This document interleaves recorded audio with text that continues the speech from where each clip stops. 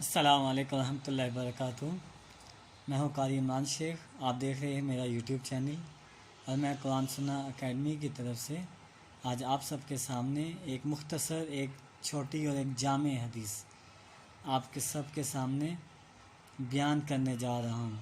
اللہ پاک سے دعا ہے کہ اللہ تعالی جو حدیث سنائی جائے اس پر عمل کرنے کی اور آگے پہنچانے کی اللہ تعالی توفیق دے۔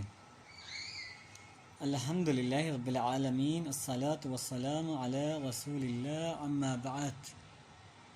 قال النبی صلی اللہ علیہ وسلم خیرکم من تعلم القرآن وعلمہ۔ نبی صلی اللہ علیہ وسلم نے فرمایا تم میں بہترین شخص وہ ہے جو قرآن پاک کو سیکھے اور دوسروں کو سکھائے۔ اب اس حدیث میں نبی صلی اللہ علیہ وسلم نے اس شخص کو بہترین شخص کہا ہے، بہترین انسان کہا ہے جو قرآن پاک کو سیکھتا ہے۔ اس لیے ہمیں چاہیے، اگر کوئی شخص قرآن پاک کو ابھی تک نہیں پڑھ پایا، نہیں سیکھ سکا ہے، تو اسے چاہیے کہ قرآن پاک کو سیکھے، قرآن پاک کو ٹائم دے سیکھنے کے لیے۔ نبی صلی اللہ علیہ وسلم نے ایسے شخص کو بہترین شخص کہا ہے۔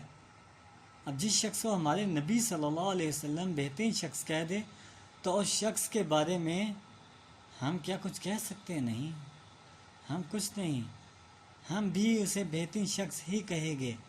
اور دوسری طرف نبی صلی اللہ علیہ وسلم نے اس انسان کو بھی بہترین شخص کہا ہے جو قرآن پاک کو سکھاتا ہے۔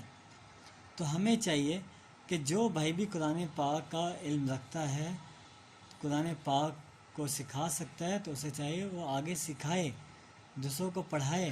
تو ایسے شخص کو نبی صلی اللہ علیہ وسلم نے بہترین شخص کہا ہے، معاشرے کا بہترین شخص ہے۔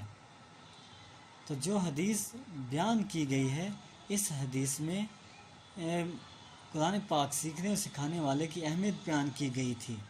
تو ہمیں چاہیے کہ ہم قرآن پاک کو سیکھیں اور دوسروں کو سکھائیں، اور جو حدیث سنائی گئی اس پر اللہ تعالیٰ عمل کرنے کی توفیق دے۔ جزاک اللہ خیر۔ السلام علیکم ورحمۃ اللہ وبرکاتہ۔ اللہ حافظ۔